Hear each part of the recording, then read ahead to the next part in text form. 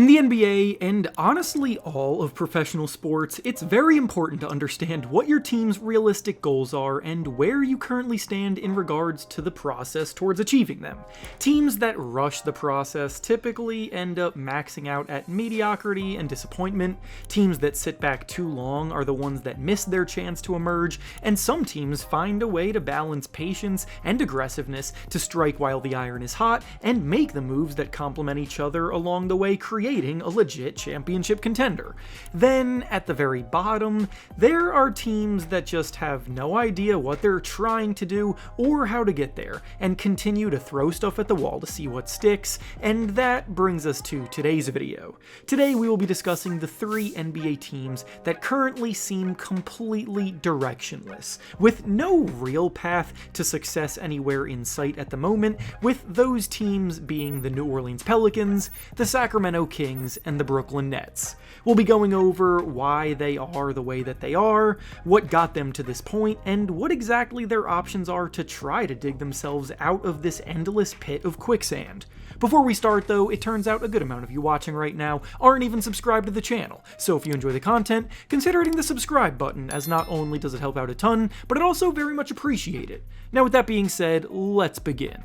The first of these 3 teams we'll be discussing today is the New Orleans Pelicans, and at this point, I don't even think they know what direction they're going. This is a team that has been intentionally making moves year after year, trying to catch up to the ones at the top, and every move just seems to set them back further and further. Last season, the Pelicans finished in 14th place in the Western Conference, but due to the amount of injuries that their key contributors suffered last year, and all of the time that those guys missed, people were more understanding and willing to still buy into them for a bounce back. Coming into this season, there was a lot of writing on the wall about it being make or break for the future of a lot of their core players, and with the team coming out of the gate somehow looking even worse, currently sitting in dead last in the Western Conference standings, we've probably reached the boiling point for this group receiving any benefit of the doubt. Their quest began in 2019 when they were awarded the #1 pick in the draft, with a prospect by the name of Zion Williamson coming in with as much hype as any prospect has received this decade.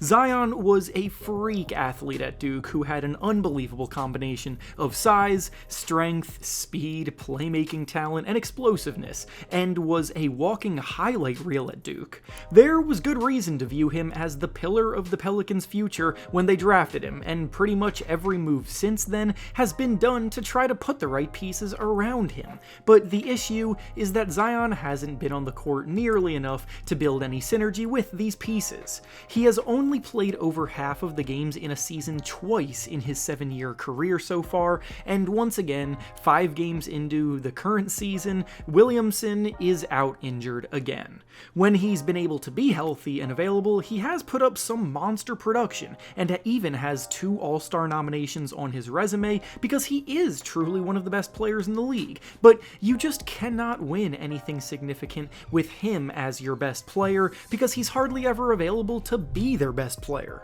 I'm not gonna lie, he seems kind of unfocused lately, but speaking of staying focused, lately, I'll be honest, it's been getting tough to stay mentally sharp and ready to go every day, so I've been taking something new to keep me sharp and focused. So I've been taking MH01 every single morning. 2 capsules every morning to keep me sharp, focused, and feeling good. So again, with just 2 of these little capsules here every day, you're actually going to be able to keep that brain of yours focused and energized, jitter-free, and now that it's a part of my daily routine, it's fitting in seamlessly. If any of you are like me and find yourself getting anxious and stressed out here and there, the Brain and Focus formula helps with that as well. It helps to keep my mind calm and at ease without the typical drowsiness that you may associate with those feelings too. The best part is how easy it is to stay consistent with it. I don't have to overthink it. 2 capsules with my morning coffee and I'm set for the day. It becomes one of those small daily habits that makes everything else just run smoother. If this sounds like something that can help you too, then click the link in the description or scan the QR code that you see on your screen now to get 25% off your first order and free shipping on your first month for US customer. Once again, thank you to MH01 for sponsoring the video. Now let's get back to the topic at hand. Other moves that have clearly backfired on this team include acquiring DeJounte Murray after his rough tenure in Atlanta, and surprise, surprise, the player who went to an Atlanta Hawks team fresh off of a conference finals appearance only to fail to win a single playoff series with them also has not been able to elevate the Pelicans. Last season was arguably the worst year of Murray's career since he's been a starting point guard. He openly spoke about how much he has hated his time in New Orleans, speaking on how poorly they are run and even behind the scenes stuff with the training staff and things of that nature, and he is still out injured right now. They did make 2 selections in the lottery of this year's draft, bringing in Jeremiah Fears and Derek Queen, who both have a lot of intriguing talent on the offensive end of the ball to tap into. But even in the acquisition of those guys, some of this team's mismanagement and careless motives are prevalent. In order to draft Derek Queen, the Pelicans traded up on draft night with the Atlanta Hawks, and the pick that they gave to Atlanta is their first-round selection for this year. So you see where I'm going with this. The Pelicans being so terrible once again this year is looking likely to finish near the bottom of the standings, and there's a real possibility that they just gave up the #1 overall pick in a stacked 2026 draft to take Derek Queen, who, if we're being honest, will never be able to live up to the hype of that price tag. Queen is a highly skilled big man who can be a go-to option in an offense down the line as he continues to develop,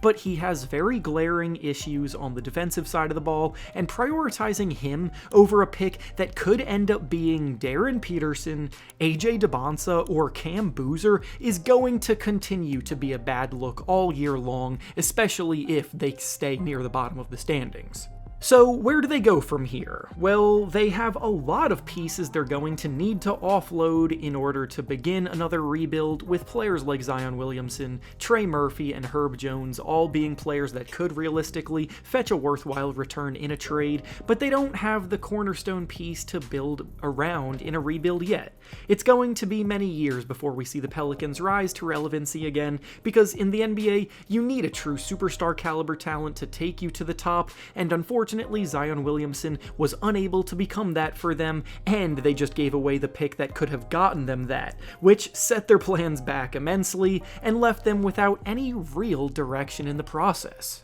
Now on to the next directionless franchise we will be discussing today. Let's dive into the Sacramento Kings. The Kings have arguably been the NBA's worst run franchise over the last 20 years, but in 2023, there was a brief glimmer of hope that they were finally starting to right the ship. That year, we got to see the first full season of the De'Aaron Fox and Domantas Sabonis partnership, and pretty much instantly, it bore pretty fruitful results, with those two leading the Kings to the #1 ranked offense in the NBA that season, and not only that, but they actually broke the NBA record at the time for having the best team offensive rating in league history. Of course, that record has been broken several times over the next few years, but at the time, obviously, that was very meaningful. They played fast, and they could utilize De'Aaron Fox's speed in transition, they had shooters everywhere in their rotation, and when the game slowed down, Sabonis was at the hub of their attack,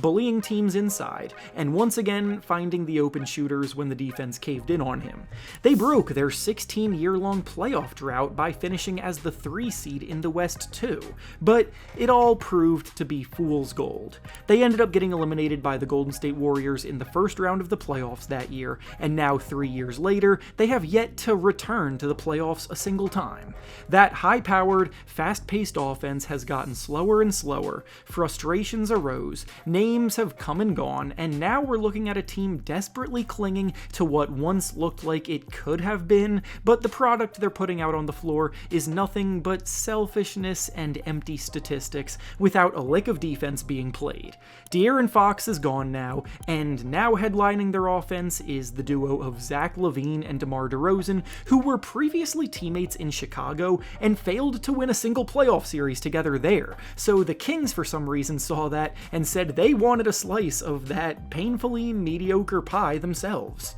The Kings are currently 3-7, tied for the second worst record in the Western Conference, with the 23rd ranked offense and the 27th ranked defense. The frustrating part about Sacramento is that when De'Aaron Fox requested a trade last season, that was the moment everyone knew that the Kings were not going to be able to accomplish anything significant with this core, and instead of taking that as a sign to start fresh and prioritize a movement towards youth and rebuilding, they doubled down on bringing in ball-dominant, score-first pieces that don't fit together, hoping big names and talent alone could figure it out. On paper, guys like Domantas Sabonis, Zach LaVine, DeMar DeRozan, Dennis Schroeder, Russell Westbrook, and Malik Monk are all good players that can help a team to an extent in certain roles, but together they form a clashing of skill sets, a lack of synergy, and an inability to stop a nosebleed on the defensive end. According to recent reports, the team does seem to finally be getting to the point where they are ready to wave the white flag and surrender to a sell-off at the trade deadline, but this is the type of action that was needed months, if not years ago.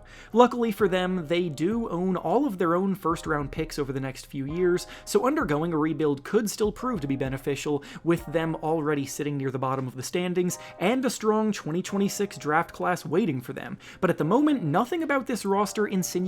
that they're trying to do anything but win under the delusion of competitiveness, and the longer they continue down this route, the more likely it will be that they land in the realm of purgatory, not good enough to make the playoffs, but not bad enough to land one of those top picks to get themselves a star-caliber talent in this year's draft that would be able to turn the franchise around. This has been the trend in Sacramento for 2 decades now, and unfortunately, it doesn't look like that spell is being broken anytime soon.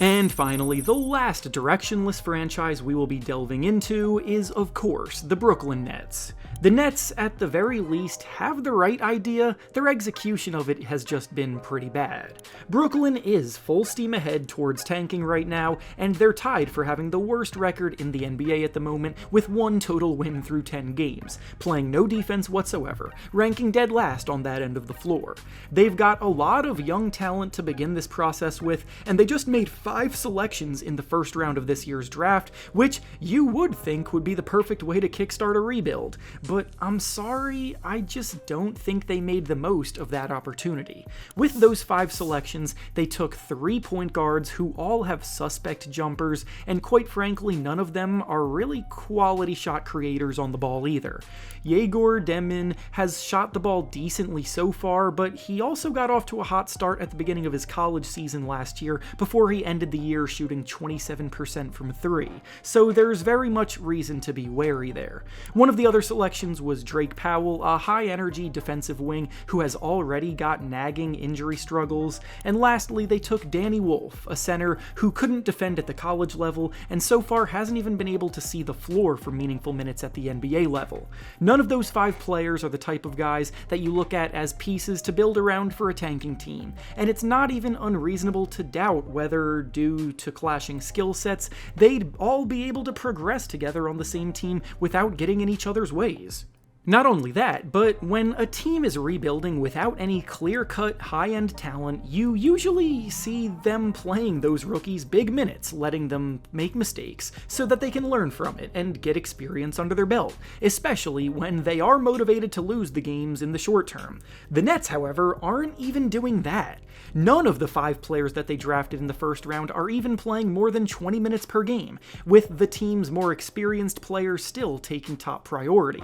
Not only only that, but said quote-unquote more experienced players happen to include two of the biggest ball hogs in the entire NBA, in Cam Thomas and Michael Porter Jr., who individually have some of the worst shot selection there is, and together, you get a brand of basketball more reminiscent of an LA Fitness pickup run than an NBA-level scheme. Those two hate to pass the basketball, and honestly, I think it's gross malpractice for the Nets front office to intentionally team them up, knowing that they actively harm the growth of all the younger guys around them. It's possible they look to trade them in the coming months because I really don't think they view either player as a long-term part of their plans, otherwise they would have offered Cam Thomas a contract extension this summer. Instead, they paid Thomas a one-year deal to retain him before he hits unrestricted free agency next summer, where he will likely leave for no return. Looking to trade him now is better than nothing, sure, but a score-first player with bad shot selection and mediocre efficiency who really struggles on defense and is on an expiring contract is not going to attract many offers worth anything significant. And the same can be said about Michael Porter Jr., except the reasoning for him is that he's owed $40 million next season, and nobody is going to want to give up a meaningful asset to bring in one of the worst contracts in the league. All of this misfortune and questionable decision-making by the front office can actually be salvaged if the team lands a top 3 pick in this year's draft, and so far it is looking like there's a good chance of that happening, but as we just saw with the lottery, it can be incredibly random, and being the worst team in the NBA does not guarantee you anything. Just ask the Utah Jazz and the Washington Wizards, who finished in last place in their respective conferences last season, and neither of them even landed a top 3 pick. Darren Peterson, AJ DeBonsa, and Cam Boozer represent a glimmer of light at the end of the tunnel, but if the ping pong balls don't go their way, then they're going to be trapped at the bottom for a long time. And with that being said, that's all I have for you today. Make sure to like the video, subscribe to the channel, and comment down below what you think about these 3 teams and where they should go from here. Thanks for watching, and I'll see you all next time.